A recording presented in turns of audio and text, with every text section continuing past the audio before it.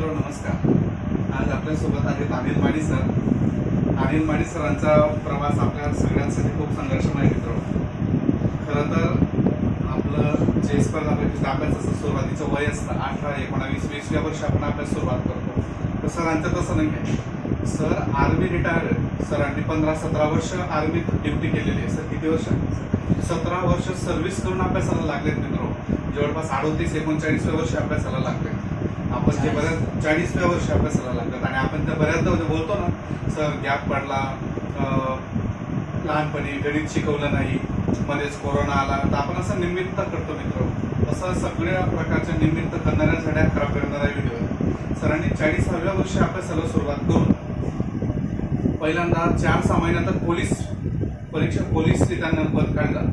त्याच्यानंतर जलसंपदा, नंतर MPSC, क्लर्क, टॅक्स असिस्टंट एका मार्कासाठी ओकला आणि आता तलाठी. म्हणजे सरांनी 4 नोकऱ्या काढलेल्या आहेत. ते साधारणतः 2 ते 3 वर्षाच्या अभ्यासावर. म्हणजे सगळ्यांसाठी एक प्रेरणादायी गोष्ट आहे.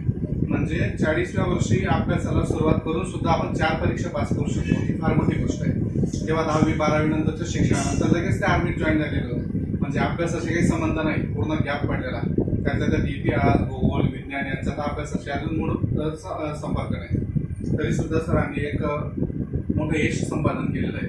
जवळपास सर राज्य सेवा परीक्षा पास करतील असा आम्हाला विश्वास आहे. काही परीक्षांचे निकाल त्यांच्या यायचं बाकी आहे, पण सध्या 4 परीक्षा सरांनी पास केल्या. आणि या प्रवासादरम्यान आपल्याला ज्या ज्या अडचणी येतात त्या सगळ्या सरांना अडचणी आल्या मित्र.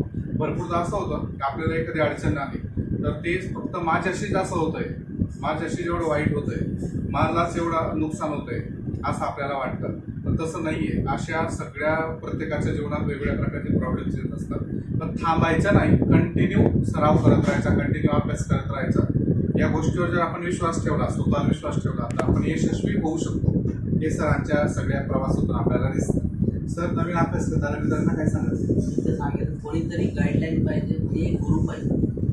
तो गुरु आम्हाला सर भेटले. मी त्यांचं म्हणजे मनापासून हे करतो की त्यांनी मला सगळं गाईडलाईन पाहिजे. अर्थात शिक्षक फर्स्ट टाइम गेलो आणि मी 40 म्हणजे मी 98ला 10वी पास. त्यानंतर अभ्यासाची काही संपर्क नव्हतं. अभ्यास म्हणजे काहीच माहीत नव्हतं. पण आल्यानंतर एक चिकाटी होती की काहीतरी करायचं. आणि तेव्हा सर भेटले. त्यांच्यानुसार आम्ही करत गेलो. आणि ॲक्च्युली मी आर्मीत असल्यानंतर मी ग्रॅज्युएशन वगैरे सगळं करून घेतो. आणि आल्यानंतर म्हटलं सर भेटले. आम्हाला कोणत्या सांगितलं की तिथं जा त्या क्लासला. सर भेटले. सरांमुळे सगळं काही झालं. माझा बेस म्हणजे माझा पाया त्यामध्ये बिलकुल आहे. म्हणजे आम्हाला शिकवणारे तेच आहेत. आणि त्यानंतर आम्ही कितीही काही केलं, म्हणजे ऑनलाईन क्लास लावला असेल, काही लायब्ररी जॉईन केली, आम्ही सगळं काही केलं. पण क्लास आम्ही त्याच्याकडे, पण त्यांचा मेन मोटो आम्हाला तो कामात आला. आणि असे गुरु वारंवार कोणाला भेटत नाही. बरोबर. खरं तर एक मेन मोटो, सगळ्यात मोठं म्हणजे ते आम्ही, म्हणजे मला काहीच माहीत नव्हतं या क्षेत्रामध्ये. मी जेव्हा उतरलो ते आम्हाला हे सर भेटले. आणि त्यांच्यापासून माझी लाईन सुरू झाली. मी 3 वर्ष दिलं या फील्डमध्ये. आणि 3 वर्षामध्ये सगळं काही झालं. पण त्यांचं मोठं होतं. ओके. त्याच्यासाठी मी ना सरांना खूप एकदम सरांच्या प्रतिक्रियांमधून सरांच्या भावना आपल्याला लक्षात आल्या असतील मित्र. कसं असतं ना, स्पर्धा परीक्षा फील्डमध्ये वेगवेगळे लोक वेगवेगळा सल्ला देतात. कुणाचा ऐकू ते समजत नाही. आणि आता सोशल मीडिया चांगला पण आहे आणि वाईट पण आहे. आपण सोशल मीडिया YouTube ऑन केलं की वेगवेगळे लोक वेगवेगळं सांगतात. नेमकं कोणतं ऐकायचं ते समजत नाही. आणि सुरुवातीचे 6 महिने 1 वर्षाचा काळ खूप अवघड असतो. वेगवेगळ्या विषयांना वेगवेगळ्या प्रकारचे पुस्तकं असतात. नेमकं कोणतं घेऊ, कोणतं वाचल्यावर समजेल असं आपल्याला वाटतं. आणि सुरुवातीला 2-3दा वाचल्यावर समजतच नाही, तरी पण अभ्यासात टिकून राहावं लागतं. खरं तर शिक्षक सगळ्यांना शिकवतो. शिक्षकांनी सांगितल्यानुसार अभ्यासात सातत्य ठेवणे, प्रयत्न करत राहणे, अपयश आलं तरी खचून न जाणे, या गोष्टी असतात तर त्यांच्यावर असतात. शिक्षक वगैरे एक निमित्त मात्र आहे. प्रत्यक्ष त्या फील्डवर करणारे ते असतात. त्यामुळे सगळं श्रेय खरं तर त्यांचे.